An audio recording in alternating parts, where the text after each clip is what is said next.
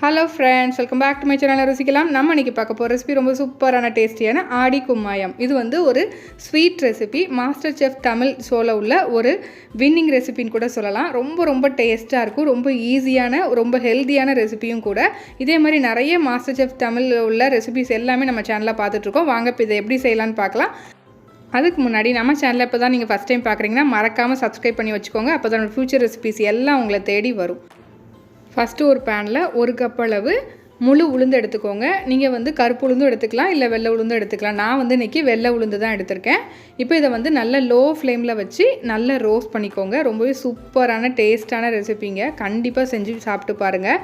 இதை வந்து நீங்கள் மொத்தமாக பல்காக அந்த மாவு வந்து பண்ணி வச்சுட்டு அப்பப்போ தேவைப்படுறப்போ அந்த ஸ்வீட்டை பண்ணி உங்கள் கிட்ஸுக்கெலாம் கொடுக்கலாம். நல்ல கோல்டன் கலரில் வர வரைக்கும் நல்லா இதை ரோஸ்ட் பண்ணிக்கோங்க. நல்லா லோ ஃப்ளேமில் வச்சே ரோஸ்ட் பண்ணுங்கள். அப்போ தான் உங்களுக்கு ஒன்று போல் எல்லாம் நல்லா வறுபட்டு வரும். இப்போ அதை தனியாக ஒரு பிளேட்டில் மாற்றி வச்சிடலாம். பாருங்கள் எந்த அளவுக்கு நல்லா வறுபட்டுருக்குன்னு. ரொம்ப ஈஸியான ரெசிபிங்க. Masterchef தமிழில் உள்ள எல்லா ரெசிபீஸுமே நம்ம சேனலில் அடுத்தடுத்து நம்ம பார்க்க போகிறோம். ஸோ மறக்காமல் சப்ஸ்கிரைப் பண்ணி வச்சுக்கோங்க. அப்போ தான் உங்களுக்கு எல்லா ரெசிபியும் உங்களை தேடி வரும். இப்போ வந்து 1/4 கப் அளவு பாசிப்பருப்பு எடுத்திருக்கேன்.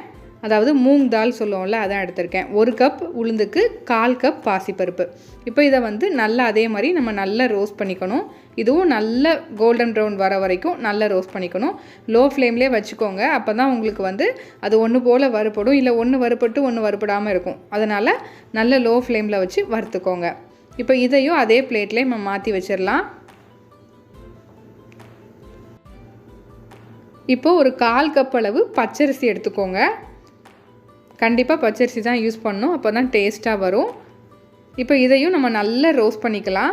அந்த பச்சரிசி வந்து பார்த்திங்கன்னா நல்லா பொரிஞ்சு வரணும். அந்த அளவுக்கு நல்லா ரோஸ்ட் பண்ணிக்கணும். நல்லா லோ ஃப்ளேம்லேயே வச்சு பண்ணுங்கள். அப்போ தான் உங்களுக்கு கலர் மாறாமல் நல்லா பொரிஞ்சு வரும் எல்லாம் ஒன்று போல்.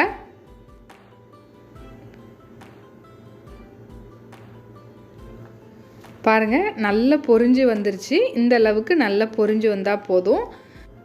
இப்போ இதையும் அதே பிளேட்டில் மாற்றிட்டு நல்லா ஆற வச்சிடணும். நல்லா ஆறினதுக்கப்புறம் தான் நம்ம மிக்சியில் பொடி பண்ணிக்கணும். இப்போ இதை நல்லா ஆறட்டும். பாருங்கள் இப்போ இது நல்லா ஆறிடுச்சு.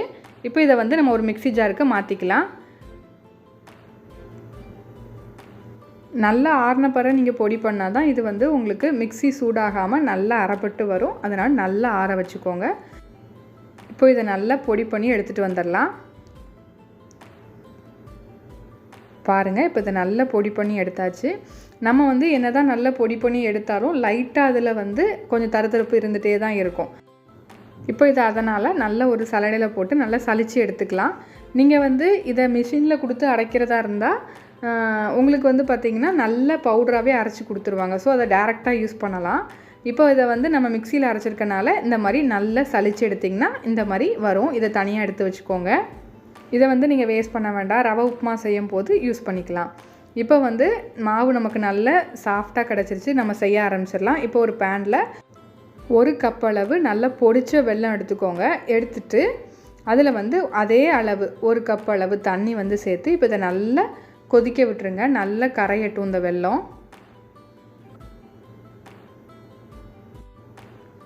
பாருங்கள் இப்போ இது நல்லா கரைஞ்சி வந்துருச்சு. இது வந்து பாகு கன்சிஸ்டன்சி வரணும்னு அவசியம் இல்லை. ஜஸ்ட் அந்த வெல்லம் வந்து கரைஞ்சாலே போதும். இப்போ இதை வந்து இன்னொரு பாத்திரத்தில் மாற்றி வச்சுக்கலாம். இது இப்போ நல்லா ஆறட்டும். தனியாக எடுத்து வச்சுக்கோங்க. இப்போ ஒரு பவுலில் நம்ம மாவு திரித்து எடுத்து வச்சோம்ல, அதை வந்து கரெக்டாக 1 கப் அளவு மெஷர்மெண்ட் பண்ணி நான் எடுத்திருக்கேன். அதுக்கு வந்து நமக்கு 3 கப் தண்ணி தேவைப்படும். 3லேருந்து 3.5 கப் அளவு தண்ணி தேவைப்படும். ஆல்ரெடி நம்ம வெல்லத்தில் 1 கப் ஊற்றிட்டோம். ஸோ இப்போ வந்து 2 கப் அளவு தண்ணி வந்து இதில் சேர்த்துக்க போகிறோம். எந்த கப்பு வச்சுனாலும் நீங்கள் மாவை மெஷர்மெண்ட் பண்ணி எடுத்துக்கலாம். நான் வந்து 250 ml உள்ள ஒரு கப்பில் தான் மெஷர்மெண்ட் பண்ணி எடுத்திருக்கேன். அதே கப்பை வச்சு தண்ணியும் மெஷர்மெண்ட் பண்ணி எடுத்துக்கோங்க. இப்போ இதை நல்லா மிக்ஸ் பண்ணிக்கணும். கொஞ்சம் கூட அந்த கட்டி இல்லாத அளவுக்கு நல்லா ஃபைனாக மிக்ஸ் பண்ணி எடுத்துக்கோங்க. இப்போ இதை நல்லா மிக்ஸ் ஆகட்டும். பாருங்கள் இப்போ இது நல்லா மிக்ஸ் ஆகி வந்துடுச்சு. இப்போ நம்ம செய்ய ஸ்டார்ட் பண்ணிடலாம். ஒரு பேனில் நம்ம கலந்து எடுத்து வச்சுருந்த அந்த மாவு வந்து அப்படியே இதில் ஊற்றிக்கோங்க. நம்ம கரைச்சி எடுத்து வச்ச வெல்லத்தை வந்து நம்ம கடைசியாக தான் சேர்ப்போம். சப்போஸ் நீங்கள் பிகினர்ஸாக இருந்தால் நீங்கள் வந்து ஃபஸ்ட்டு ஸ்டார்டிங்கில் இது கூடவே அந்த கரைச்சி வச்ச வெல்ல தண்ணியை ஃபில்ட்ரு பண்ணி சேர்த்துக்கோங்க. அப்படியும் செய்யலாம். கடைசியாக சேர்த்தா இன்னும் கொஞ்சம் நல்லா சூப்பராக வரும். இப்போ இதை நல்லா இந்த மாதிரி மீடியம் ஃப்ளேமில் வச்சு மிக்ஸ் பண்ணி விட்டுட்டே இருங்க. கொஞ்ச நேரத்தில் கெட்டி கெட்டியாக வர ஆரம்பிச்சிரும். தொடர்ந்து நல்லா மிக்ஸ் பண்ணி விட்டுட்டே இருங்க. கொஞ்சம் கெட்டியாக இந்த அளவுக்கு வர ஆரம்பிச்சதும் இந்த மாதிரி கொஞ்சம் ஃப்ளாட்டான கரண்டி வச்சு அந்த கெட்டியாக வர்றது எல்லாத்தையுமே நல்லா ப்ரெஸ் பண்ணி விட்டீங்க அப்படின்னா உங்களுக்கு நல்ல ஒன்று போல் வெந்து வரும். இந்த மாதிரி நல்லா ப்ரெஸ் பண்ணி விடுங்க. ஈஸியாக அந்த கட்டிகள் எல்லாமே நல்லா உடஞ்சிரும். பாருங்கள் நல்லா கெட்டியாகிட்டே வருது. நீங்கள் நல்லா ப்ரெஸ் பண்ணி விட்டிங்கன்னா கொஞ்சம் நேரத்தில் எல்லாமே நல்லா சாஃப்டாக ஒன்று போல் அந்த கட்டிகள் இல்லாமல் நல்லா வெந்து வந்துடும். பாருங்கள் இந்த அளவுக்கு வந்துருச்சு அப்படின்னாலே மாவு நல்லா வெந்துருச்சுன்னு அர்த்தம். இப்போ இந்த ஸ்டேஜில் நம்ம எடுத்து வச்சுருக்கிற அந்த வெள்ளை தண்ணியை வந்து இதில் சேர்த்துக்கலாம். நல்லா ஃபில்ட்ரு பண்ணி சேர்த்துக்கோங்க. சேர்த்துட்டு அடுப்பை ஆஃப் பண்ணிவிடுங்க. அடுப்பை ஆஃப் பண்ணிவிட்டு அதுக்கப்புறம் நல்லா மிக்ஸ் பண்ணி விட்டுட்டே இருங்க. சப்போஸ் நீங்கள் அடுப்பை ஆனில் வச்சுட்டே மிக்ஸ் பண்ணிங்க அப்படின்னா உங்களுக்கு கெட்டியாக மேலும் ஆகிட்டே இருக்கும். ஸோ உங்களுக்கு மிக்ஸ் பண்ணதுக்கு கஷ்டமாக இருக்கும். அதனால் அடுப்பை ஆஃப் பண்ணிவிட்டு நல்லா சாஃப்டாக வர அளவுக்கு நல்லா மிக்ஸ் பண்ணி முடிச்சுட்டு அதுக்கப்புறம் அடுப்பை ஆன் பண்ணிக்கலாம். இப்போ இதை நல்லா நான் ப்ரெஸ் பண்ணி முடிச்சுட்டு காமிக்கிறேன்.